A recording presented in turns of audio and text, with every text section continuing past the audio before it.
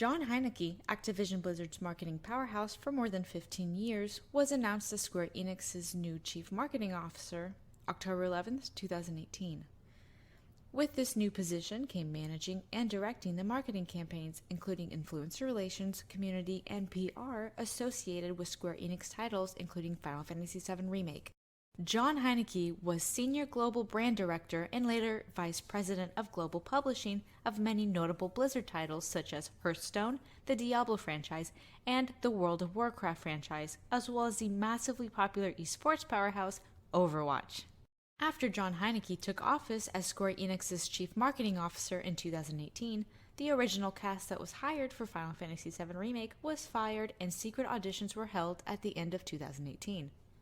We know when the auditions took place from an interview from Hollywood Reporter with Cody Christian in which he states he auditioned for Cloud at the end of 2018. Since the announcement of the recast at E3 in June 2019, Square Enix has been pushing Final Fantasy VII Remake to be marketed towards a new younger audience. The marketing team, led by CMO Heineke, had to figure out what would be the best way to pull a new younger audience to Final Fantasy VII Remake to increase sales and the fanbase.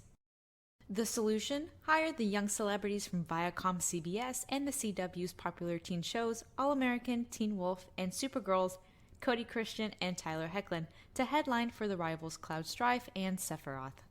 With Cody Christian and Tyler Hoechlin on the roster as leading rivals, the Square Enix marketing team could then advertise Final Fantasy VII Remake as having celebrity voice actors. Just take a look at some of these news articles. These don't even scratch the surface of how many media articles promote celebrities in Final Fantasy VII Remake. With the recast of Steve Burton and George Newbern, the only way to control fan backlash would be to recast all the characters and create a PR marketing campaign to silence the pushback for the recast while promoting the new cast, which also includes popular Twitch content creator Brianna White, The Strange Rebel, and Netflix's Glow actress Britt Baron. Twitch is an incredibly popular platform that companies use to market to young gamers. By having popular content creators play games for their own personal communities, this gives exposure to large fan bases and attempts to sell more products. We see an increase of video game developers reaching out to popular streamers and content creators in hopes that they could market their games by either streaming them on their channels or become part of the game itself, such as providing voice acting for a character. Sony's anime company Funimation recently hired popular content creator Corpse Husband, along with 3 other popular streamers, to lend their voice to the anime Tribe 9, showing Sony knows the importance of content creators and how their pull in the online community increases a company's marketing reach to a larger gaming audience. Esports is another large community ripe for video game marketing. The leading esports game, Overwatch, was also marketed and launched by John Heineke and many of the recent ex-Blizzard hires at Square Enix. With the foundation laid out for the brief explanation of both the marketing concept and leadership behind Final Fantasy VII Remake, I would like to present another project John Heineke marketed for Blizzard during his employment, StarCraft II. StarCraft II was announced at BlizzCon 2008 with a promotional trailer showing the voice actors from the original StarCraft reprising their roles. Fans were elated to hear Glynis Talkin Campbell return to voice the Queen of Blades, Sarah Kerrigan. I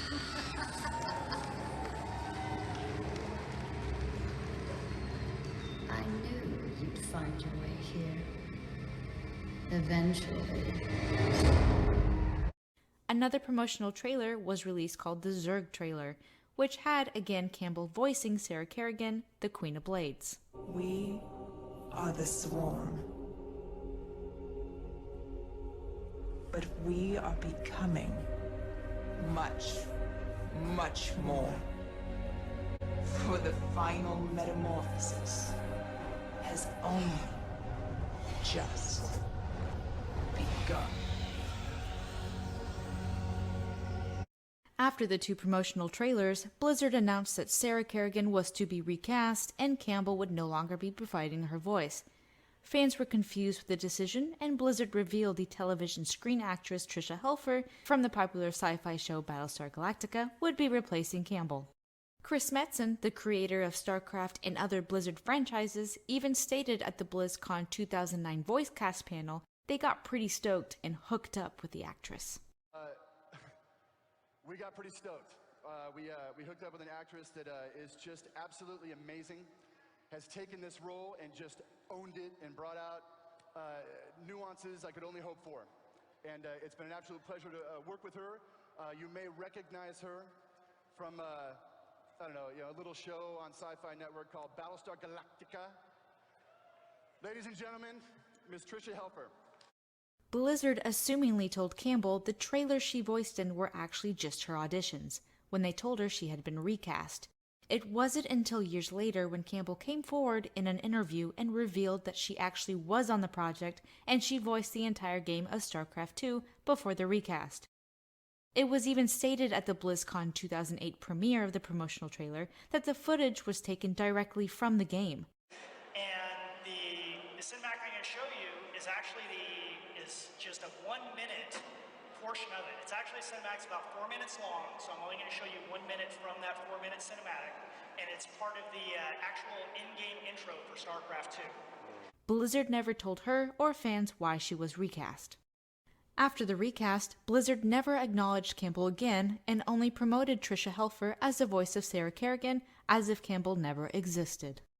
To add insult to injury, Blizzard also attempted to recast Robert Clotworthy as Jim Raynor along with Campbell, but they reconsidered and decided to keep him as a voice for Jim Raynor after publicly humiliating him, including allowing rumors of alcoholism to run rampant in regards to the recast.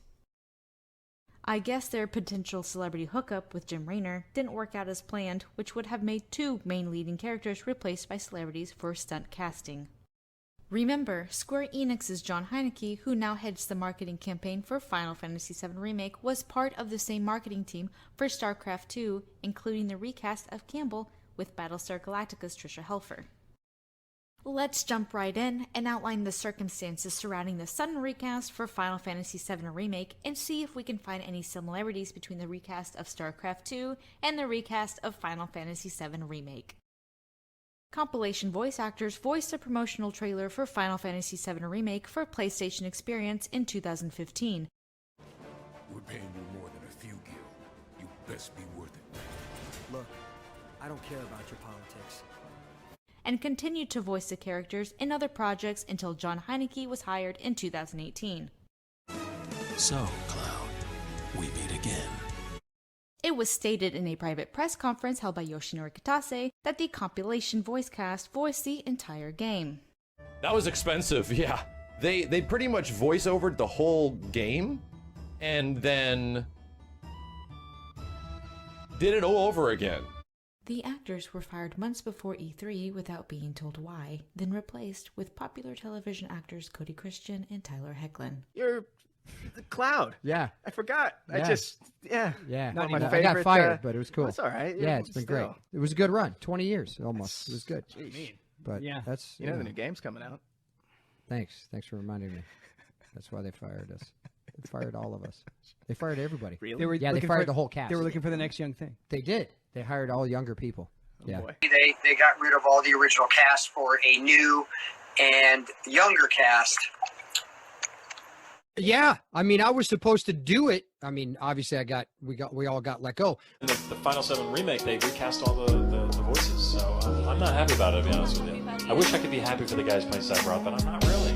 Square Enix never acknowledged them voicing the characters ever again, and only advertised the new cast as the voices of the characters, as if the original compilation cast never existed.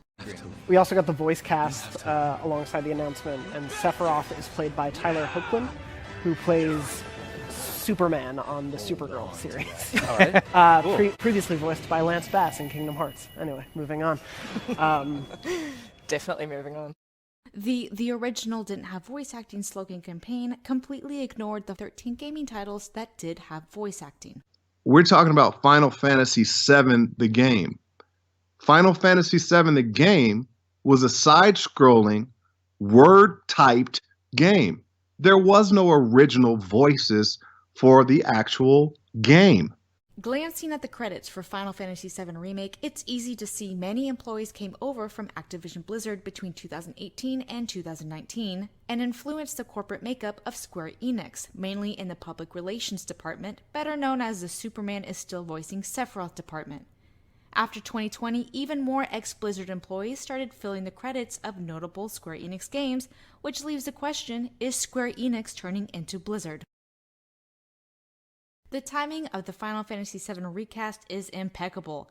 John Haneke gets into office as Square Enix's new CMO, meets with the marketing team, and figures out how to increase hype as well as profits. Decides celebrities are the best way, fires the old cast under the same circumstances as StarCraft II, and holds auditions, and thus Final Fantasy VII Remake Recast is finalized and includes actors from popular teen shows along with Twitch content creator Brianna White.